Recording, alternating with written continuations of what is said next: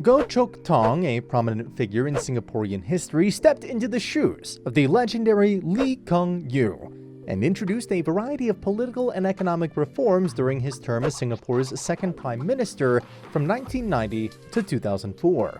Famed for his practical approach and forward-thinking policies, Goh played a pivotal role in propelling Singapore's economy to new heights and cementing its reputation as a global financial powerhouse. Under Goh's guidance, Singapore not only continued to flourish as a leading financial hub, but also managed to outpace other economies in terms of growth and development. His government prioritized globalization, resulting in the establishment of numerous trade agreements and the attraction of significant foreign investments. Goh's efforts in integrating Singapore into the global economy and positioning it as a key player in international commerce opened up new adventures for the nation. However, his tenure was not without challenges, including the devastating Asian financial crisis that tested the resilience of the country's economy. So, what was the true extent of Goh Chok Tong's impact on Singapore?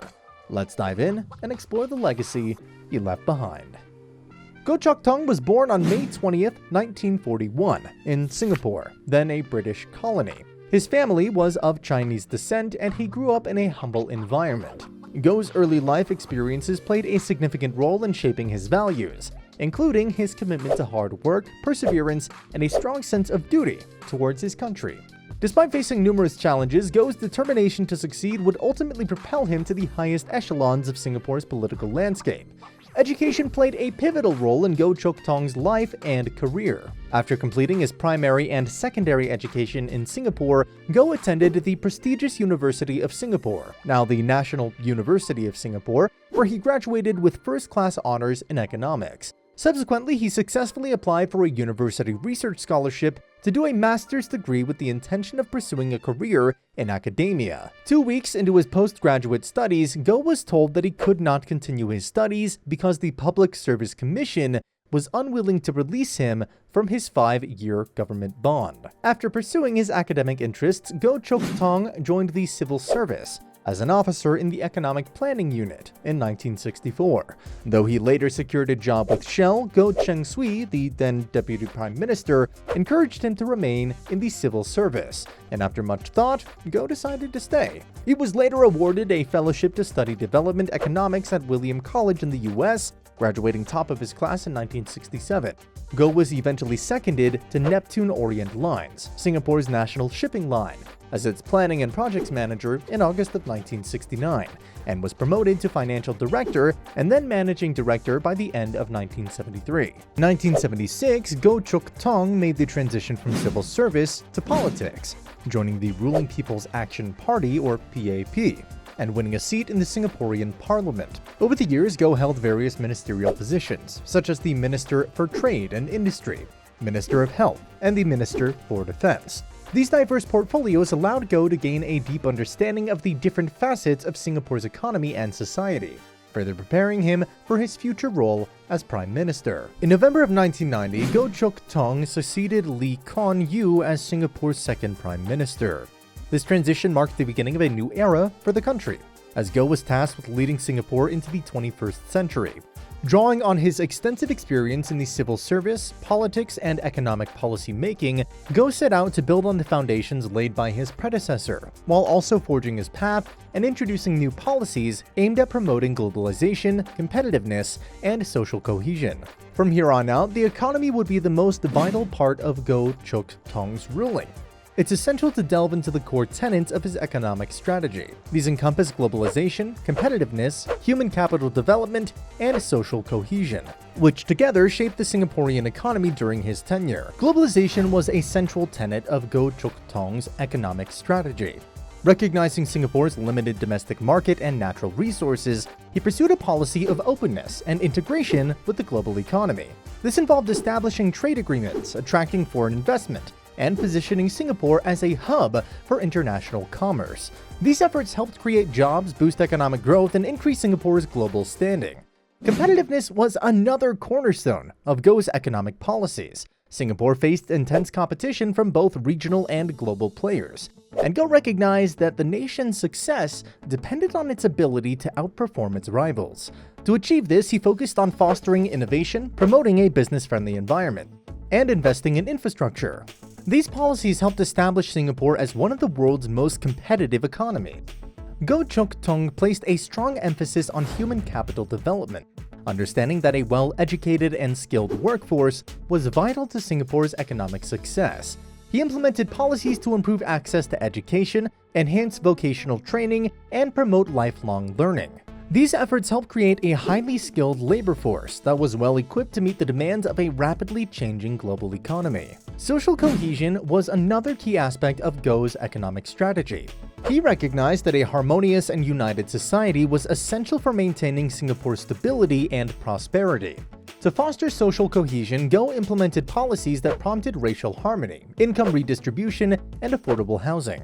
These efforts helped create a more inclusive and equitable society, where all Singaporeans could share in the benefits of economic growth. Goh Chok Tong also believed in fostering a more consultative and responsive style of governance.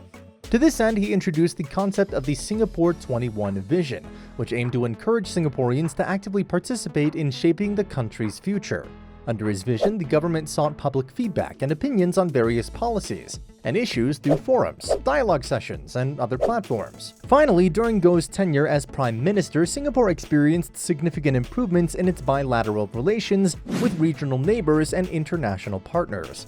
Goh played a key role in fostering greater cooperation between Europe and Asia by proposing a forum that would eventually lead to the establishment of the first Asia-Europe meeting in 1996. This forum brought together 15 European Union member countries, 7 Asian members, China, Japan, and Korea, prompting collaboration and dialogue between the two regions.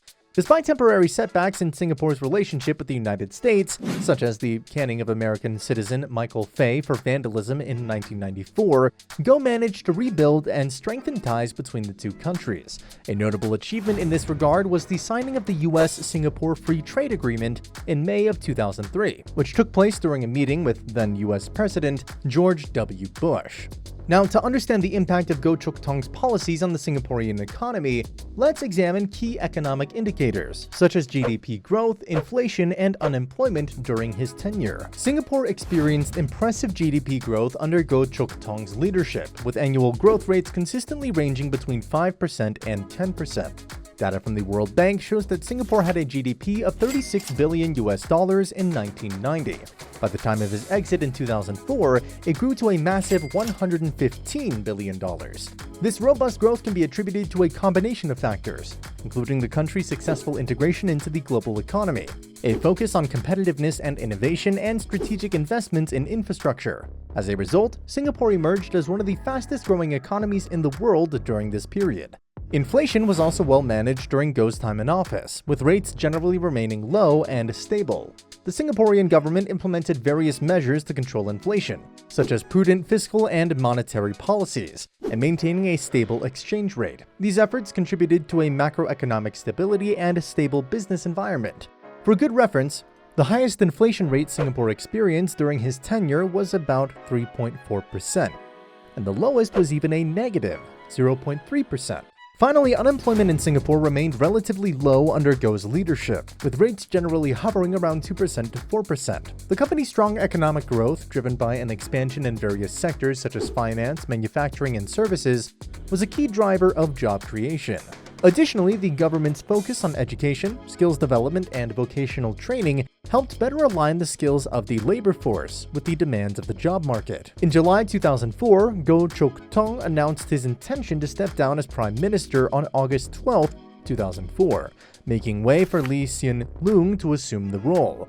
During the National Day Parade in 2004, a special tribute was paid to Goh to recognize his 14 years of dedicated service as Singapore's Prime Minister. Goh officially tendered his resignation to then-President S.R. Nathan on August 10, 2004, paving the way for Lee Hsien Loong to succeed him as Prime Minister on August 12, 2004. In conclusion, the Singaporean economy under Goh Chok Tong experienced impressive growth and development, driven by a focus on globalization, competitiveness, human capital development, and social cohesion. However, challenges such as income inequality, an aging population, and the need for further economic diversification persisted during his tenure. As Singapore continues to navigate the complexities of a rapidly changing global landscape, the lessons learned from its economic transformation under Goh will undoubtedly be invaluable in shaping the country's future trajectory. But anyway, do let us know, what do you think? Thanks for watching.